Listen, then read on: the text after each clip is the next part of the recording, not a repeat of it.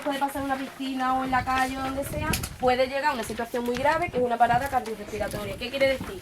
Que ni estamos respirando, ni el corazón está funcionando y ¿qué pasa? Que nuestros órganos pueden tener un deterioro importante por la falta de sangre o de oxígeno. Entonces, nosotros tenemos que coger y tener claro que cuando nos encontramos, me voy a poner aquí en el centro para que no den las nada. Tenemos que tener claro que cuando nos encontramos a alguien que se ha accidentado, puede ser por cualquier tipo de causa, un accidente de tráfico, en la piscina, ¿qué tenemos que hacer? ¿Qué pensáis que tenemos que hacer? Imaginaros que le ha dado un mareo, está en la piscina, pero que no se ha ahogado todavía. ¿Qué hacemos con él? Yo me muero antes que él. Yo me muero antes que él. Pero lo primero que dice vale, una opción válida. ¿Qué más? Pedir socorro, gritar, pedir ayuda, importante. ¿Qué más? Sacarlo del agua, ¿quién le ha dicho? Importante sacarlo del agua, pero ¿qué pasa? Si yo no sé nadar, ¿cómo lo saco del agua? Entonces, lo primero importante, ¿quién nos protege? Primero nosotros. Que nuestro compañero, nuestro vecino, nuestro amigo, ya está mal. Pero si nosotros no sabemos nadar, nos metemos en lo hondo a sacarlo, vamos a hacer dos víctimas de uno. Entonces, nos protegemos nosotros. Lo segundo, Que se ahogue las dos personas. es importante eso, por eso he dicho que sí, que pedir ayuda es imprescindible y socorrerlo también, pero primero es protegernos. Si no nosotros nos protegemos, no hay nada que hacer. Primero nos vamos a proteger nosotros, después vamos a proteger el entorno, que quiere decir, si estamos en un accidente de tráfico, no nos vamos a parar en medio de la carretera sin ponernos chalecos, sin señalizar lo que pasa. ¿Por qué? Porque nos podemos bajar y nos lleva el coche para adelante. Protegemos un poco el entorno, ponemos los triángulos, los intermitentes de emergencia, en fin, lo que tengamos. Y socorremos. ¿Cómo socorremos? ¿Qué hacemos? Ya lo hemos sacado del agua. ¿Qué tenemos que ver? ¿Qué tenemos que ver primero? El nivel de conciencia. Primero nos acercamos. Pepito, o si no lo conocemos, ¿se encuentra bien? Que no nos contesta, ya sabemos que no responde. Ya sabemos que no tiene conciencia. Si vemos que ya no nos responde, ¿qué tenemos que ver siguiente? Si respira. ¿Y cómo nos vemos si respira? Aquí, ¿no? En el cuello, dando la... ¿Algún voluntario para hacerlo? La oreja en la boca. Pero lo hago yo. No, yo me pongo y tú me lo haces. Como quieras. La oreja en la boca. No me la pego boca a boca, no. Ah, es que a veces respira. Algo que me traga un día. Bueno, ya hemos comprobado que no respira, que no responde. Entonces nos acercamos y hacemos un triángulo, que el triángulo es ver, oír y sentir. ¿Qué vemos? Si los pulmones se elevan, si el pecho se eleva. ¿Qué sentimos? El aire. ¿Y qué oímos? Si respira, ¿vale? Nos acercamos y hacemos eso. Ese simple hecho nos sirve. Espérate un momentito porque ya me vas a servir de... En este caso Alicia respira. Entonces, ¿qué hacemos con ella? Menos mal. Está inconsciente. La ponemos en posición lateral de seguridad. ¿Alguien se va a hacerla? ¿Alguien se va a hacerla? No, ¿no? Bueno, cogemos un brazo, lo subimos. Claro, porque... No, estoy en mala posición, sí. Estoy en mala posición. Es que yo la guardé aquí así. Para que lo veáis bien. Ponemos este brazo, nos acercamos lo máximo posible a nuestra persona que estamos, le doblamos una así, para estar inconsciente. Está un poco tiesa. Y la giramos. Como veis, si tú le pones el brazo, el cuello queda ahí apoyado y no estar incómodo. ¿Por qué la ponemos en esta posición? ¿Para qué? Por si vomita. Vomita para que no se ahogue, ¿no? Eso. Bueno, las reanimaciones que te la hagan. Bueno, ahora necesito otra persona que haga la reanimación. Cualquier persona, si eso no es... La dejamos en posición lateral de seguridad, importante, no la dejamos sola. ¿Por qué? Porque se puede cambiar de posición o deja de respirar. Entonces, ante la posibilidad de que deje de respirar, nos quedamos observando, ya el equipo médico se ha avisado y ahí la tenemos, ¿vale? ¿Qué pasa si no respira y no responde? ¿Qué hemos dicho? ¿He dicho algo? Que no sé si he dicho algo. ¿Alguien lo sabe? Si no responde y no respira. No, pero eso es importante. ¿Qué hacemos? La reanimación cardiopulmonar, ¿vale? Eso, así, como dice Isabel. Bien hecho, pero así. ¿Así, Mariloli? Como que tú te haces aquí el otro día socorrido. Entonces, hacemos lo primero. Ponemos a nuestro compañero en posición de RCP. Imaginaros que nos lo hemos encontrado boca abajo, de lado. Nunca podemos hacer una reanimación de lado ni boca abajo. Lo pasamos primero de lado y después lo ponemos boca arriba. La posición de RCP es una superficie lisa, lo más limpia posible, Y ya está, que no necesitamos. Bueno, voy a hacerla yo, ya que nadie quiere salir de... ¿Cómo se hace la apertura de vía aérea? Tú sí te acuerdas, ¿no? Venga. Tú vas a hacerlo todo y ya. Esa es la maniobra frente-mentón. Eso se hace ¿para qué? Para que la lengua no obstruya y el aire pase. Si nuestro, imaginaros, que está atragantado, ¿así le va a entrar aire si está atragantado? No, primero hay que ver qué tiene con la boca. Entonces, ante la posibilidad de, o ante la duda de que ni respira, o que nos están llegando bocanas de aire, pero no sabemos si son verdaderas o no, ante esa posibilidad nos respira en ese momento. Entonces nosotros iniciamos con presiones. ¿Te acuerdas de cómo era, Ali? Brazos rectos y hacemos presión sobre el pecho, ¿vale? ¿Veis cómo se baja? ¿Qué pasa? Que hay que dejar al mismo tiempo en comprimir que en descomprimir, pero a una velocidad de 100-120 por minuto. Aquí te da un bocado, Alicia. Hemos hecho 30 compresiones y nos vamos. Hacemos apertura de vía aérea, pinzamos nariz y... ¿Vale? En condiciones normales, en situaciones de riesgo, en profesiones de riesgo, llevan unas mascarillas de ventilación de un solo uso. Como nosotros somos gente de la calle, no la llevamos. Que alguien se resista a hacer ventilaciones por escrúpulos, por la circunstancia que sea, compresiones, compresión y compresión. Importante también, una persona, cualquiera de nosotros, que no estamos preparados de músculos, de gimnasio ni nada de eso, hacer 20 minutos de reanimación no lo aguanta cualquiera. Y además no es efectivo. Entonces, si somos más de uno, cada 2 minutos nos relevamos. Porque tiene que estar fatal. Pues imagínate haciendo 20 minutos, tú imagínate Si revive 20 de minutos así, no aguanta. A ese A un ritmo de 100-120 por minuto. Aproximadamente el ritmo es este. ¿Vale? Ya se está, ya Que tú ves cómo se comprime, es un ritmo importante. Y si no respiras ya, es que ya no respira. Ya está respirando. A ver, haz la posición para que te vean. La posición A de... ver si se mueve. No lo ves.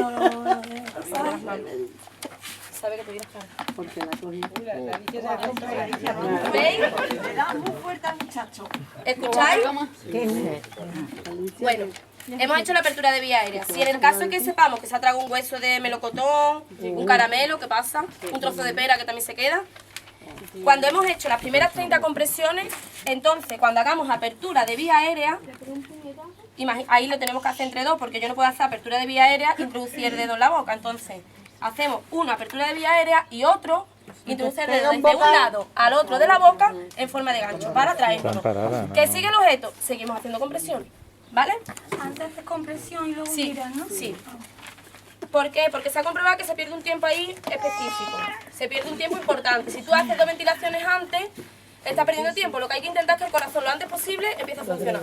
Entonces se inician las 30 compresiones y después hacemos la ventilación. ¿Cuándo dejamos de hacerla? ¿Cuándo creéis que dejamos ya nosotros? Imaginaros. Cuando se recupere o empieza Cuando a empieza a respirar respirar, o el corazón. cuando llega el equipo médico, que nosotros nos apartamos y el equipo médico es el que sigue haciendo la reanimación, ¿cuándo qué más?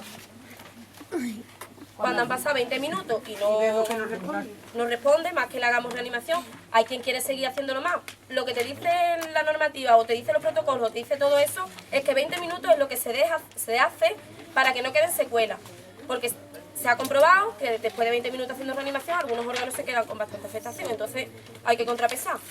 Si sabemos que vamos hasta 1 hora haciéndola y va a salir que va a estar en una cama, yo creo que nadie quisiera que lo hicieran así, ¿no?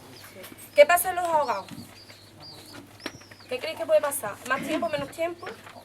Imaginaros, vais por un pantano y os encontráis a alguien que se está ahogando y que bueno, que no respira y no responde. ¿Hasta cuánto tiempo podemos estar? Hasta 40 minutos. Durante 40 minutos tú puedes hacer una reanimación y esa persona puede salir sin secuela, como si en el otro caso que es en un ambiente seco. Bueno, sin secuela, no sabemos, verán, siempre se queda alguna secuela, ¿no? Una parada cardiorrespiratoria, el corazón puede tener algún daño, ¿no? Pero no es el daño que no te deje tú tener una vida con mínima calidad.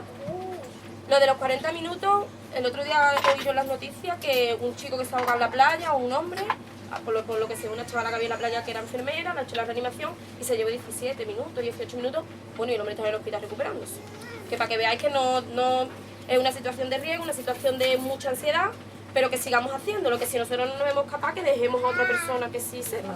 Que entre 100 personas, entre 50, siempre hay gente que es capaz de hacerlo, ¿no? Después los niños que yo, claro, yo trabajo con adultos, entonces pues no llevo muñeco de niños. Sería importante haberlo traído, pero bueno.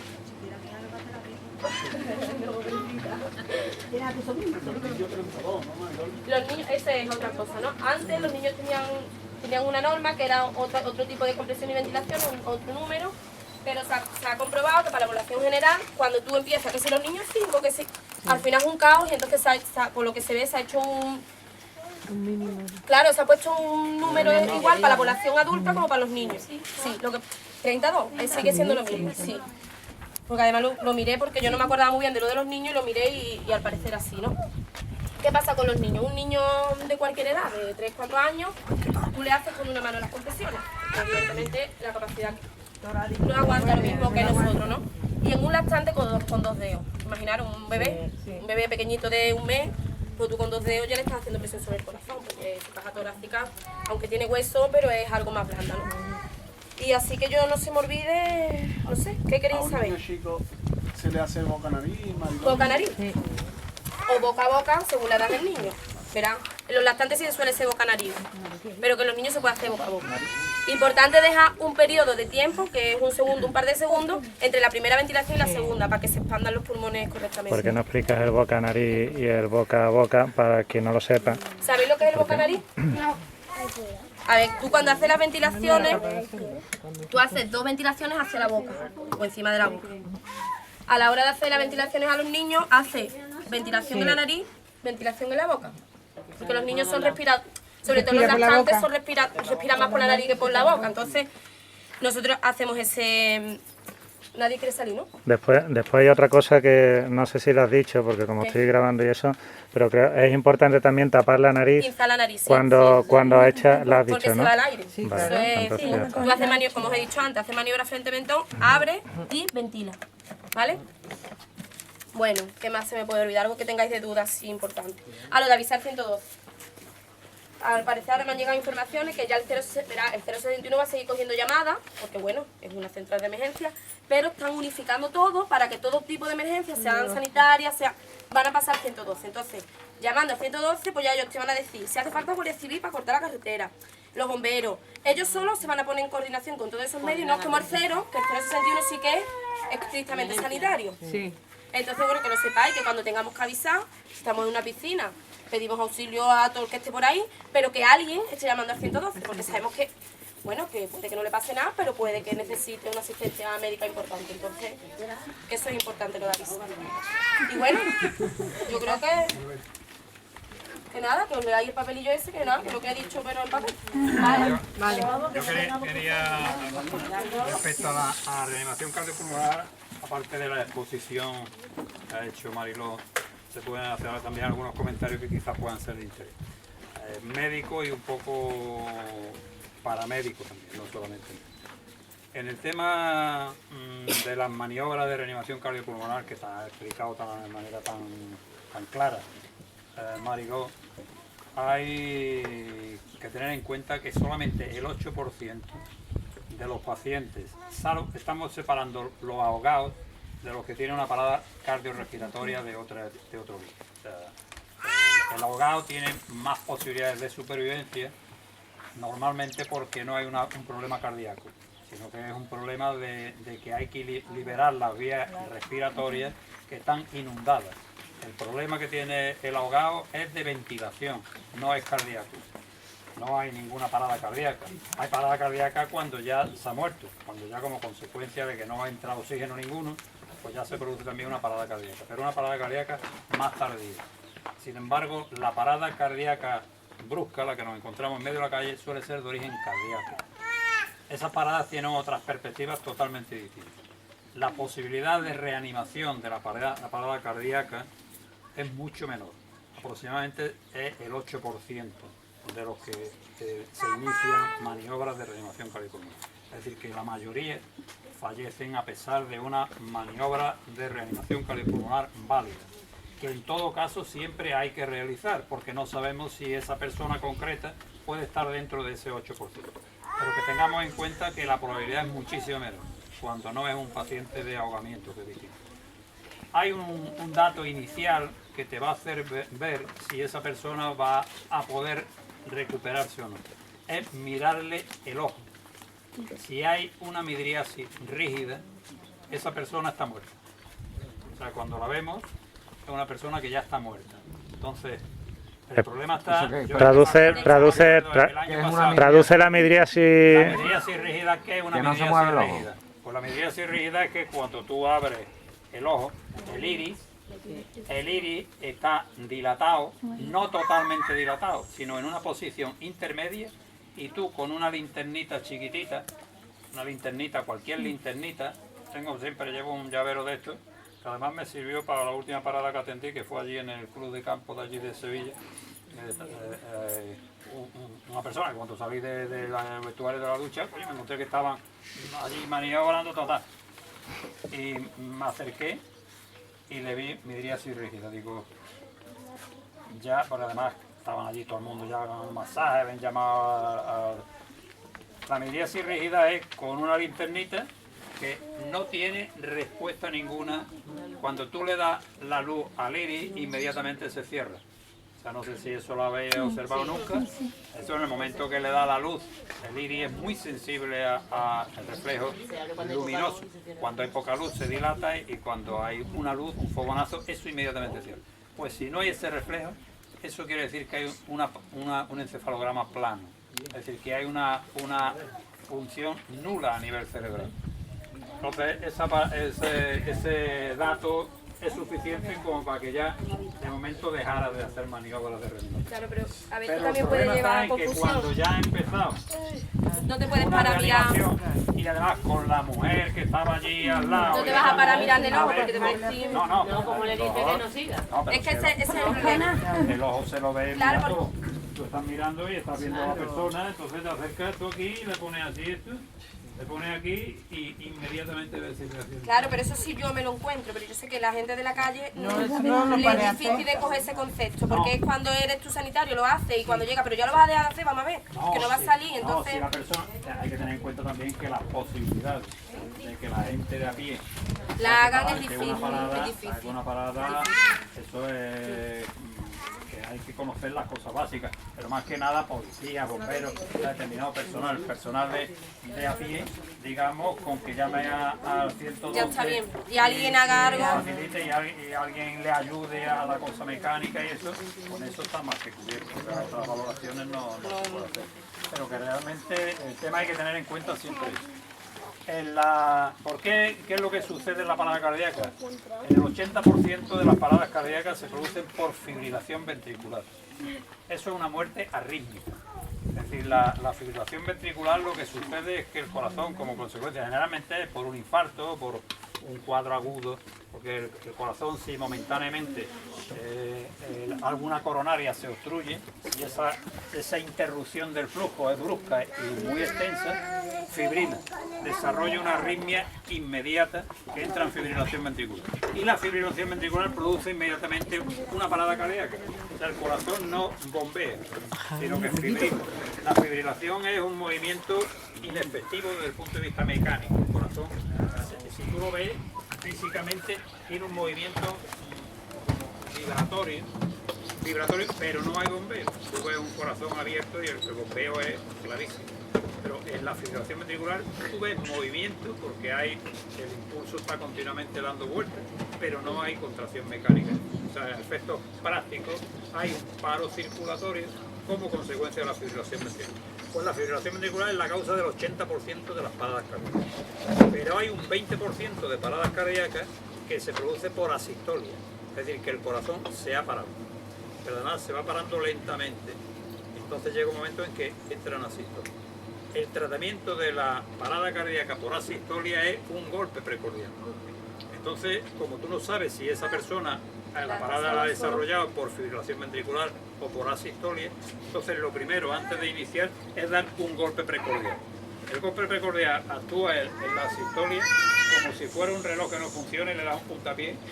Ese es el mecanismo primario de arrancar las cosas dándole un golpe. El primer ejemplo es la asistolia. En la asistolia el golpe muchas veces, bueno, el mismo golpe produce por supuesto un latido, pero es que en muchas ocasiones en la asistolia empiezan a aparecer latidos cardíacos. Se empiezan a aparecer latidos cardíacos, al principio más lento y luego progresivamente, y en medio minuto por ahí ya normaliza el ritmo. Es decir, que después de dar uno o dos golpes bruscos y fuertes, puede, en caso de asistolia, ponerse en marcha otra vez el corazón. Que no funciona, entonces es cuando ya hay que iniciar el masaje. El masaje cardíaco en los casos de asistolia suele ser más probable que sea efectivo que en los casos de fibrilación ventricular. Los casos de fibrilación ventricular, la mortalidad es siempre altísima. ¿Qué conseguimos con el masaje cardíaco? Antes se pensaba que lo que estábamos bombeando era el corazón, o sea que hacíamos que expulsábamos la sangre en el corazón y el corazón, cuando está en fibrilación ventricular, todas las válvulas están abiertas. Ya sabéis que el corazón tiene 4 válvulas. Las 4 válvulas están abiertas. Y entonces allí la sangre no hay apenas circulación, sino que hay remansos por todos sitios. Allí no hay contracción mecánica ninguna. Entonces, hoy día se piensa que la reanimación es mucho más efectiva por el bombeo que hacemos desde la aorta y los grandes vasos. O sea que lo que estamos moviendo con el corazón es desplazando la sangre a través de la aorta hacia adelante.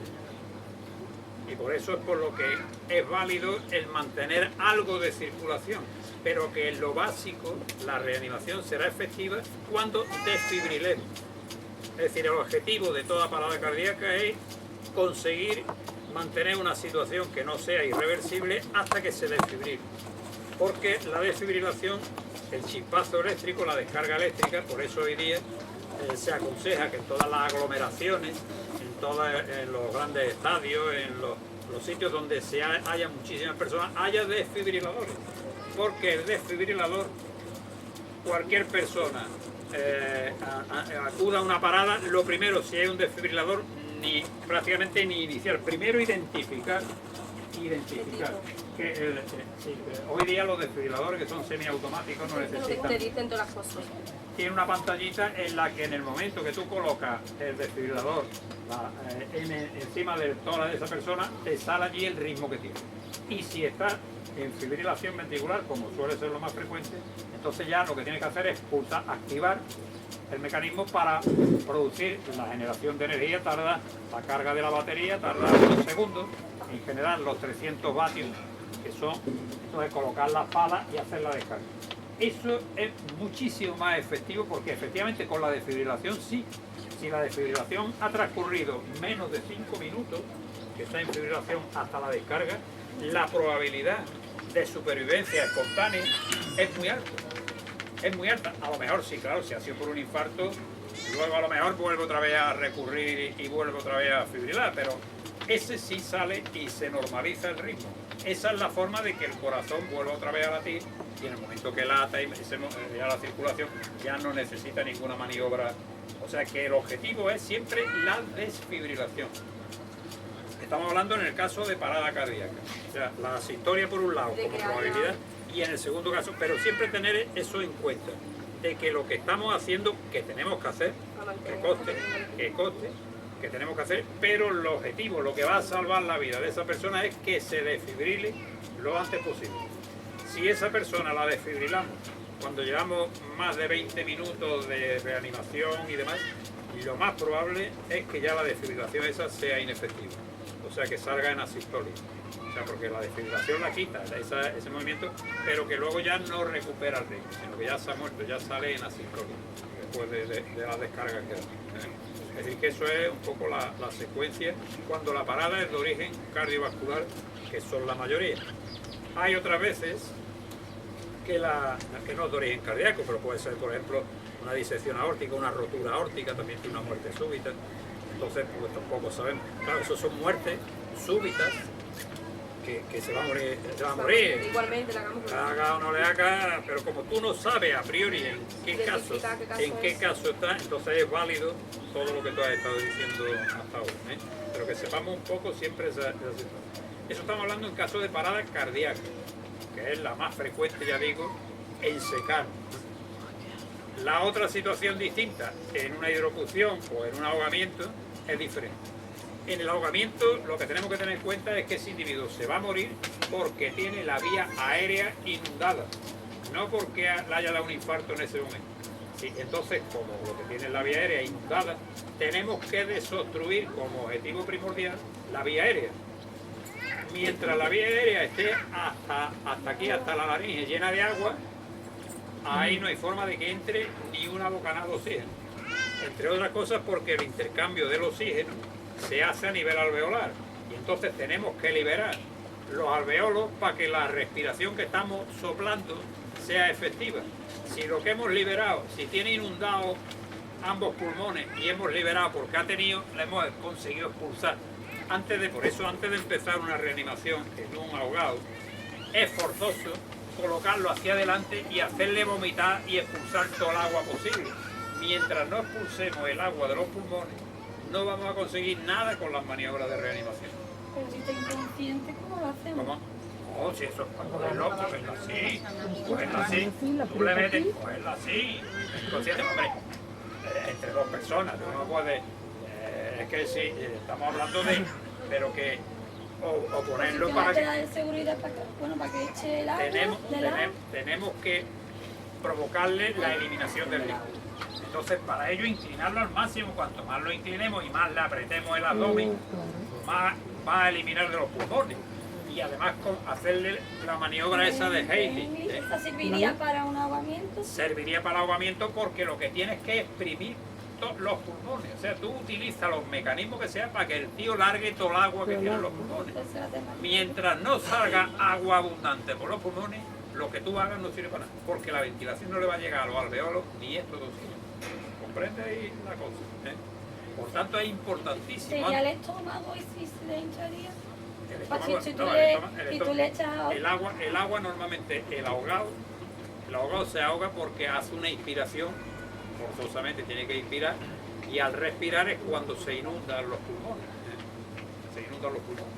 ¿Comprendéis? No es el agua que tenga en el estómago, el agua del estómago, eso no, el agua no, que al tener agua en los pulmones, cuando tú le haces la respiración, si tú verías que se inflamaría el estómago del aire que tú le estás echando en vez de que si se va al estómago en vez de a los pulmones. Bueno, eso pasa también en una persona en las paradas normales. Que en vez de ir al pulmón va al estómago. Claro. Lo está haciendo. No, pero eso, si tú soplas, cuando la ventilación que tú has hecho con la medida esa de separar, para cerrar la nariz, tú ventilas. Si el asunto está en que llegue algo de aire, si hay la concentración de oxígeno, pues lo ideal sería tener oxígeno o luego ya intubarlo, etcétera, etcétera. Pero estas son medidas que es para que llegue algo de oxígeno. Con algo de oxígeno, los pulmones en una parada, estamos hablando ahora de la parada cardíaca, no del ahogado. El ahogado ya digo que el problema está en que hay que eliminar el líquido antes. Pero en el otro, con que soples, ya el aire que hay en los pulmones tiene ya cierta concentración de oxígeno suficiente. Es que el problema de la parada cardiorrespiratoria, esta por circulación ventricular, el problema está en el corazón. Y el problema, los pulmones no tienen problemas. Hay el problema, y entonces los pulmones siempre tienen aire. Si tú enriqueces soplando un poquito la concentración de oxígeno, mejor. Pero en los pulmones hay aire. O sea, la ventilación no es fundamental en una parada cardiorrespiratoria, porque tienen aire. El problema está en que no utilizan, porque no hay bombeo, porque no hay circulación pulmonar. Me explico, ¿no? Entonces los problemas, el origen es la clave de lo que haya que hacer. Pero que eso es importantísimo, el tener en cuenta de que un ahogado, la primera medida es que elimine el agua de los pulmones. Y aprovecho para otra cosa, que ahí sí es importantísimo, que podría salvar vidas cualquier persona, es la maniobra de Haley. La persona que está en un restaurante y coge un filete de carne, lo mastica y de pronto ¡pum! Se atasca. Pero se atasca que de momento no quiere llamar la atención, pero coño, lo estás viendo tú que te está poniendo malo y demás, porque se le ha quedado ese pedazo de carne ahí atascado en la vía respiratoria, a nivel de la glotis, se le queda impactada, porque otra cosa es cuando se queda en el esófago. Y se queda en el esófago, realmente un impacto de la carne en el esófago no tiene normalmente ningún problema porque tarde o temprano pasa, salvo en algunos casos cuando hay una estenosis de esófago, que entonces sí puede haber un impacto. Pero eso no tiene ahí más problema. El problema es que en un restaurante esa persona come y de pronto se asfixia, porque ese pedazo de carne, ese bolo de carne se le ha quedado impactado en la glotis, en la vía aérea. Y entonces eso ni él puede expulsarlo con la tos, porque la tos se provoca cuando entra algo en la glotis, pero algo fino. Tú estás comiendo una almendra y te entra una cascarilla o cualquier cosa, ese empieza a toser, pero a toser muchísimo. Pero si te coges el bolo de masticación de un trozo de carne, un bolo gordo, se te puede impactar y no hay forma porque no puedes toser, no eres capaz de expulsar aquello. Entonces ese taponamiento súbito de la glotis, eso puede costarle la vida. De hecho, una actriz famosa que se murió, se murió por un impacto de carne en un restaurante. O sea que eso se puede dar, esa situación de impacto, impacto a nivel de laringe. Y este hombre describió la maniobra esa, que es una maniobra salvadora, que la debemos conocer todos y en su momento podríamos salvar una vida si tenemos la desgracia de presenciar una situación semejante. O alguien que es una persona que no puede respirar porque se ha tragado la carne y se ha quedado ahí impactado. El mecanismo es fácil y se basa en que los pulmones son una esponja. Y si nosotros comprimimos esa esponja, generamos una presión. Tenemos en cuenta de que lo que se ha producido es un taponamiento. Los pulmones tienen una forma de árbol pero invertido. Aquí arriba está la glotis, la laringe, y aquí es donde está el tapón. Entonces, si desde abajo comprimimos con fuerza, expulsamos el tapón hacia afuera. Porque los pulmones tienen elasticidad y en el momento que comprimimos el aire, pues rápidamente sale fuera, sale de inmediato. Y entonces es un caso clarísimo que si la maniobra esa ha sido efectiva, hemos salvado la vida de esa persona. Esa maniobra la describió este hombre en el año 74. Parece mentira que no se le hubiera ocurrido a nadie antes en la historia de la medicina. Porque eso del impacto por carne, yo creo que la carne la viene comiendo los humanos desde que se bajaron de los árboles. En cuanto se bajaron de los árboles, empezaron a comer carne. Porque además, empezar a comer carne es cuando el cerebro no fue creciendo. Porque los animales carnívoros tenemos el cerebro más grande que los vegetarianos. Yo no sé si a los vegetarianos se les va reduciendo el cerebro. Eso habría que verlo. Pero de hecho el consumo de carne es fundamental para el desarrollo del cerebro. Pero eso es otro tema. El caso es que este hombre describió la maniobra esa y desde entonces ha salvado muchísimas vidas. La maniobra es facilísima, porque lo único que hay que hacer es ponerse por detrás de la persona que se ha atacado, comprimirle la parte, poner la mano, una mano de ellas tienes que cerrar, y la otra es con la que tienes que hacer presión. Venga, ponte ahí porque si no... Venga. Lo que pasa es que la postura no es para filmar. La postura no es para... Estaba imaginando que menos ahora, que me no es para hablas filmar. Normalmente la mano tiene que ir en el hueco donde acaba el esternón, tiene que ir. Y con la otra mano es con la que tienes que hacer presión. ¡Pero están filmando, coño! Bueno, pero esto no es... Hay que hacer, el golpe es comprimir así, comprimir con fuerza. Toda la fuerza que tenga hay que comprimir. Porque al comprimir hacia arriba, el diafragma es el que hace que la presión... Y eso hasta que salga el tapón, No, es que el tapón sale de momento, es que eso es elástico, los pulmones son elásticos, y en el momento que tú comprimes la presión del aire, inmediatamente expulsa el bolo. Ten en cuenta que el bolo no está calcificado, es una persona que está atascada ahora mismo, entonces está ahí, pero lo que hace falta es que, porque ella no lo puede expulsar con la tos, porque no tose, ha sido insuficiente con la tos para expulsarlo, entonces